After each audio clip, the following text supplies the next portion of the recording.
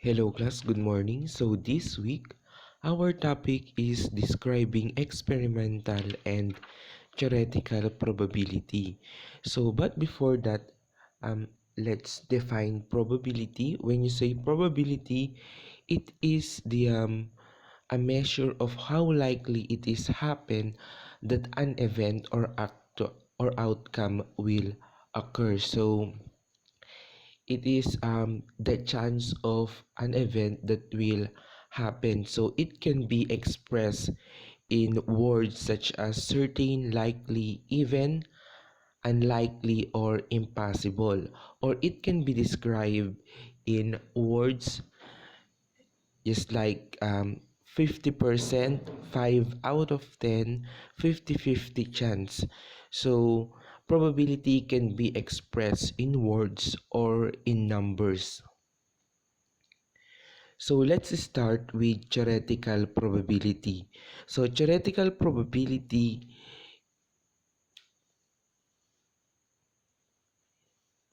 is just divide the number of ways an event can happen by the total number of equally likely outcomes or result. So the theoretical probability is computed even without doing an experiment. So the probability of an event in a theoretical probability will not change.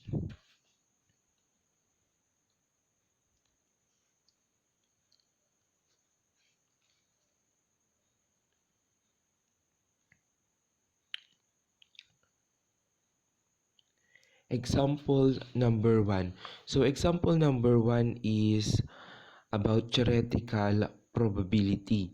So the face of the spinner is divided into several colored parts: red, blue, orange, and green. Actually, the spinner is divided into 8 parts. 4 parts is allotted for the red color, 1 part is allotted for green color, 1 part is allotted for orange color, and 2 parts is allotted for blue color. So the first question is, find the probability of the spinner landing on red.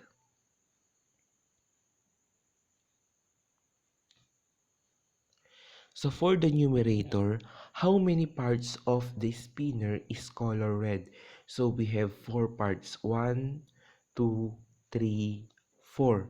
4 parts is color red, and the total number of parts of this spinner is 8. Going back to the formula, number of ways an event can happen. So there are only 4 red colors on the spinner and total number of outcomes, and the total number of outcomes is the part of the spinner. We have 8 parts, so 4 for the number of red and 8 for the number of the whole spinner. So 4 8, or that is 1/2 or 50%. So the probability of the spinner landing on red color is 50%. The question number 2 is, find the probability of the spinner landing on blue. So look at the spinner. We have 2 parts. 2 parts is a blue color. So the numerator is 2. Since the chance of getting blue color is 2.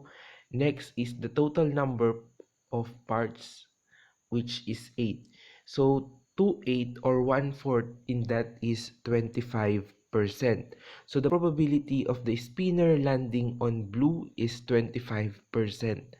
The third question is, find the probability of the spinner landing on orange. So 1 part is for orange color, so the numerator is 1 and the denominator is 8. The total number of parts of the spinner, or that is 12.5% or 10125. Next is, find the probability of landing on green color. So 1 part is allotted for green color.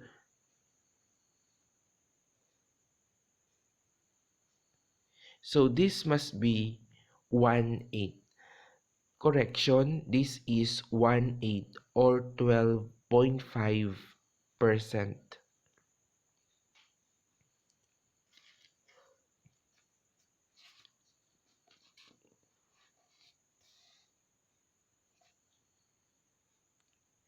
Next is to find the likelihood of an event, a probability experiment can be carried out.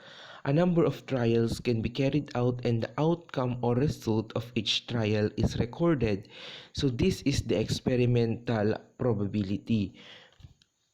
So it is used to compute the probability or likelihood of an event happening. So you can find the probability of an event by collecting the data for an experiment. So in experiment probability, you will do the experiment. How many trials? So it can be also called as the relative frequency. It is equal to the ratio of the number of times it happens, total that and the total frequency. So the frequency of the event, for example, when you flip a coin 10 times and 3 times that the head of the coin shows, so that is the frequency of the event, and the total frequency is the total number of trials, and that is 10. So the formula is frequency of the event divided by the total frequency and number of event occurrences divided by the total number of trials. So here is the first example for experimental probability. A coin is tossed 30 times and either heads or tail is recorded on the chart. Use the frequency chart to find the experimental probability of getting a head or tail. So by looking at the this frequency chart,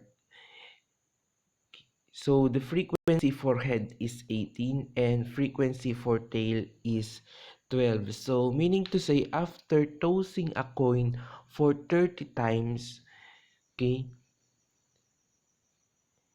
the head showed 18 times and for tail 12 times.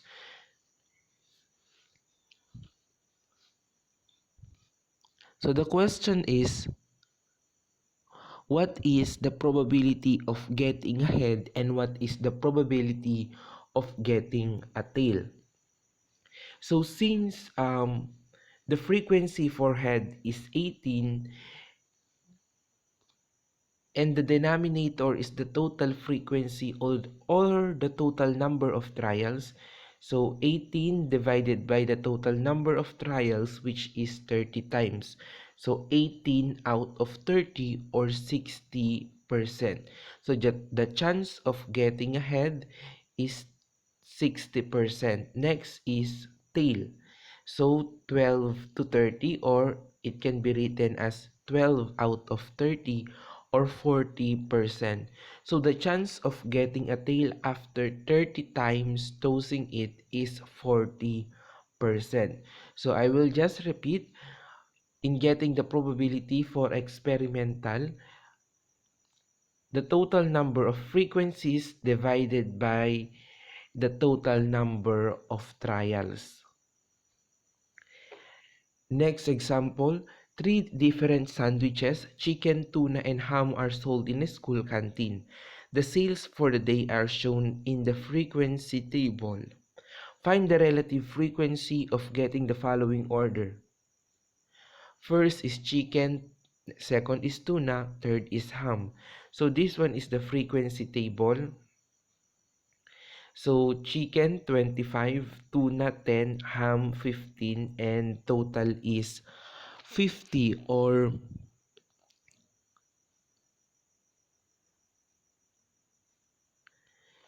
so the first question is find the relative frequency of getting the following order.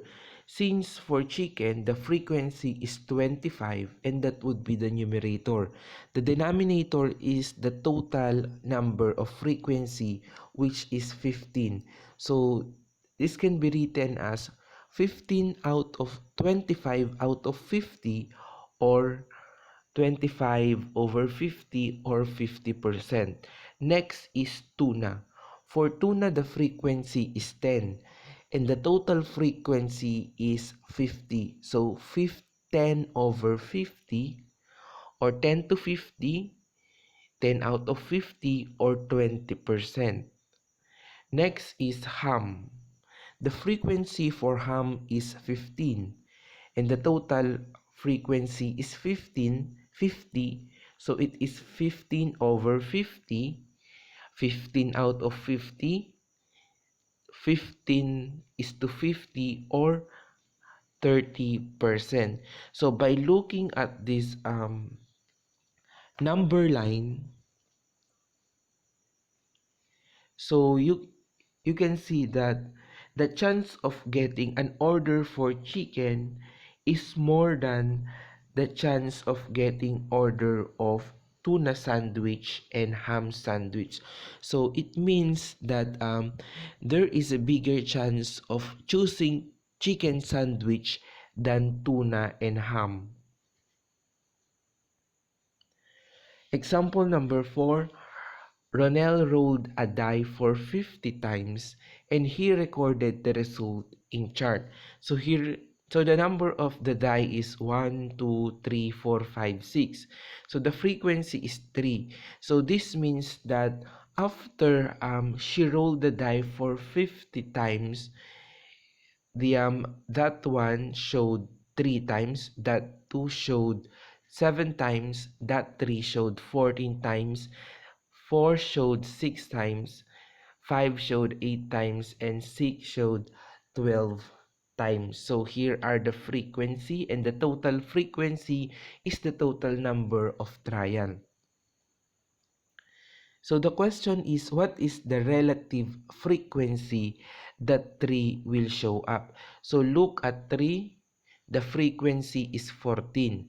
So the numerator is 14 and the denominator is the total number of trial, which is 50. So 14 out of 50 or 28%. Number 2 question is, what is the relative frequency of 6? So look at the chart, the frequency of 6 is 12. So it is 12 out of 50 or 24%. Or 12 is to 50, 12 over 50.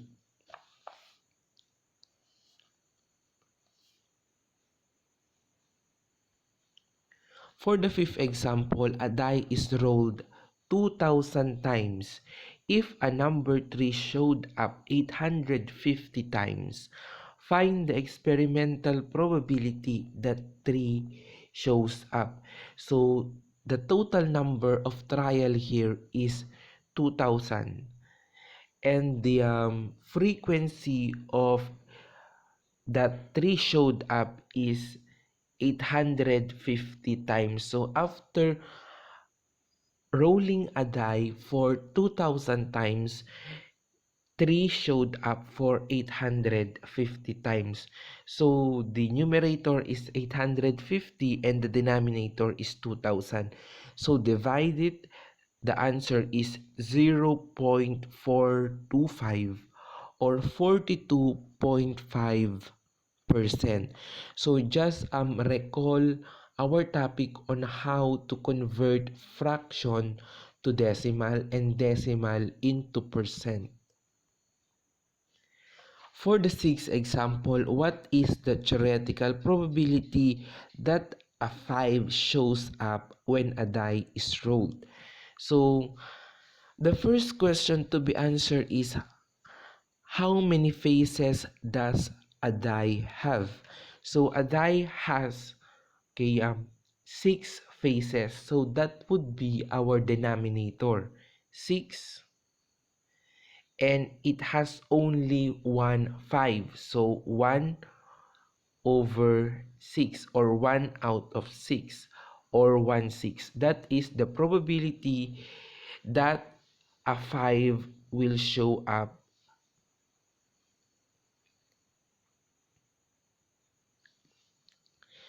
For the seventh example, two coins are tossed. What is the probability of getting one head and one tail? So the first coin, okay, head, tail, tail. Or for the first toss, head, for the second toss, head, tail, for the third toss, tail, head, and for the fourth toss, tail, tail. So here are the outcomes: head, tail, head, and tail, tail. So the question is, what is the probability of getting one head and one tail? So look at the table with one head and one tail. Head, tail, that's one. Tail, head, that's one. So since we have four trials, one, two, three, four, or four possible outcomes, so that this will be the denominator. And head tail, we have two, one, head tail, one, two. So two out of four, or one half, or 50%.